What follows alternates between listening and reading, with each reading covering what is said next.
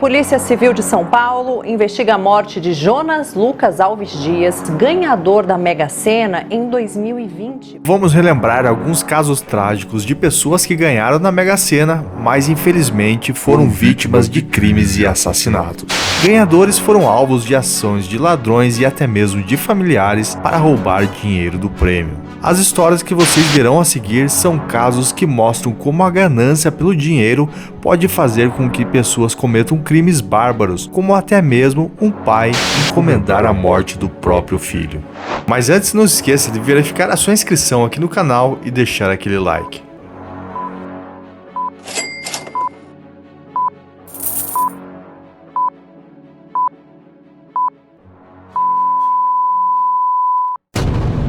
Ganhar na Mega Sena é um sonho para muitas pessoas. No entanto, virar milionário pode se tornar um pesadelo e até acabar em um fim trágico. Esse foi o caso de Jonas Lucas Alves Dias, de 55 anos, que ganhou 47,1 milhões em 2020 com uma aposta simples de 6 números na Mega Sena e morreu em setembro do mesmo ano. O corpo foi encontrado com sinais de tortura às margens da rodovia dos Bandeirantes, no interior de São Paulo. A polícia afirma que o crime foi premeditado, visando extorquir o milionário. Com a investigação, encontraram várias tentativas de movimentações em suas contas bancárias. Em uma delas, os suspeitos tentaram sacar 3 milhões, sem sucesso. Os criminosos conseguiram fazer um Pix de R$18 mil e sacaram mais 2 mil com o cartão da vítima. Mas chegaram a tentar também uma transferência de 3 milhões de reais. Em 2020, Jonas Lucas recebeu um prêmio de 47 milhões de reais da Mega Sena.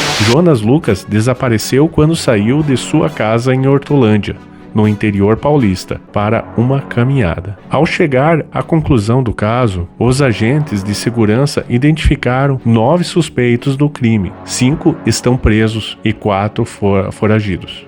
Uma das linhas de investigação é de que o crime tenha sido planejado por alguém próximo à vítima. Cada passo teria sido arquitetado por esse grupo, inicialmente de 5 pessoas, mas agora pelo menos 9. Os suspeitos continuaram se espalhando para fazerem as transferências. Depois disso, eles seguiram em diversas agências bancárias, conseguiram fazer 2 dos saques que eles tentaram, de R$1.000 cada um. Depois de tudo isso, eles abandonaram o Jonas já quase sem vida na rodovia e seguiram também concluindo essas transações, que foi o que a polícia esclareceu, que foram as transferências da conta do Jonas para contas desses suspeitos, justamente para tentar despistar a polícia.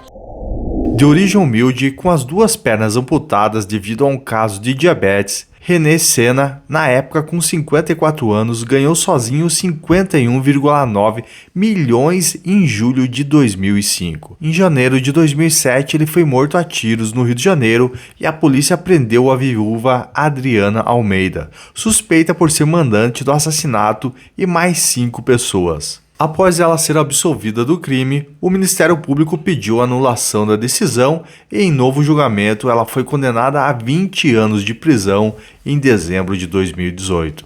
Sempre alegando inocência, Adriana teve seu pedido negado de liberdade pela Justiça do Rio em janeiro de 2020. Nesse mesmo ano, a Justiça determinou que a filha de René recebesse a metade dos 43 milhões do prêmio, sendo essa a primeira movimentação de dinheiro desde a morte dele.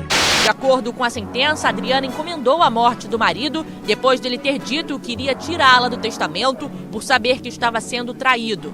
Em setembro do ano passado, esgotaram-se todos os recursos possíveis e Adriana foi condenada definitivamente pelo assassinato de René. Ela já cumpriu 4 anos da pena, contando o período em que ficou presa preventivamente antes da sentença. Famoso por ser milionário da Mega Sena no Ceará, Miguel Ferreira de Oliveira, 50 anos, foi morto em fevereiro de 2018, na cidade de Campos Sales. Antes, em 2011, ele havia faturado 39 milhões no jogo. Na época, Miguel, que é paulista, morava em São Paulo. O milionário foi atingido por 3 disparos de arma de fogo enquanto participava de uma seresta em um bar. Ele morreu no local e o suspeito, Antônio Pedro dos Santos, de 30 anos, saiu caminhando. Um milionário, um assassino. E qual seria o interesse na morte de Miguel? Dinheiro ou inveja? 7 anos depois de ganhar 39 milhões de reais na Mega Sena, Miguel Ferreira de Oliveira foi executado aos 49 anos. O mandante do crime não se sabe, apenas um atirador foi identificado. Ele reagiu à prisão, não contou quem era o mandante do crime e mesmo assim foi solto para responder o processo em liberdade. Antônio, o atirador, tinha 30 anos quando foi encontrado morto. Ele estava ao lado do corpo de um outro homem de 20 anos. E agora a Polícia Civil tenta descobrir se a morte dele pode ter alguma relação com a investigação da morte de Miguel. Seria uma queima de arquivo? Fábio Leão Barros havia sido premiado com 28 milhões na Mega Sena em julho de 2006. Entretanto, o valor fez com que a vida do jovem se transformasse em uma história de terror. Francisco Serafim Barros, o pai, foi acusado de encomendar a morte de Fábio em 2010. Após receber o prêmio, Fábio transferiu o montante da conta para o pai.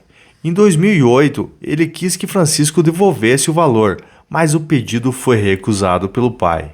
O filho então entrou com uma ação na justiça para ter o dinheiro de volta. 2 anos depois, Francisco foi preso em Cuiabá por ter supostamente planejado a morte do próprio filho. Segundo a acusação, Francisco contratou 2 pistoleiros para executar o crime, que não aconteceu porque a dupla foi parada por policiais e confessou a intenção. Ele foi indiciado por formação de quadrilha, mas acabou solto no mesmo ano e nega as acusações. Após o caso, os 2 entraram em acordo na justiça.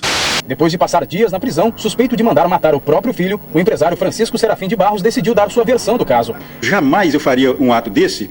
Eu não tenho coragem de praticar uma atitude dessa com ninguém, ser humano nenhum, e muito menos com meu filho. Eu era diretor do Banco da Amazônia em Belém, me telefonou, que não sabia o que fazer, porque ele não poderia ficar com esse dinheiro e tal, que eu seria a pessoa indicada para me administrar. O filho, que seria vítima de pistoleiros, também aparece como réu em um processo de assassinato. Em 2005, matou um homem de 32 anos durante uma briga num bingo. Francisco Serafim garante que esse não foi o único crime cometido pelo filho, envolvido também num atropelamento com morte e danos ambientais. São barragens em áreas proibidas, desmatamento em terras, devastação da reserva florestal da fazenda dele. Quero realmente iniciar um processo de recuperação da imagem que foi gravemente atingida com esse processo. Em 2018, Fredolino José Pereira foi o ganhador da Mega Sena em Viamão, Rio Grande do Sul. Mas em 2022, quando estava com 71 anos, teve mais de 10 milhões levados por golpistas. 2 pessoas são acusadas, o ex-sócio de Fredolino e sua namorada. Eles se tornaram réus por apropriação indébita de bens de pessoa idosa e lavagem de dinheiro. O ex-sócio também responde por estelionato, ameaça e falsificação de documentos públicos. Fredolino José Pereira ganhou na Mega Sena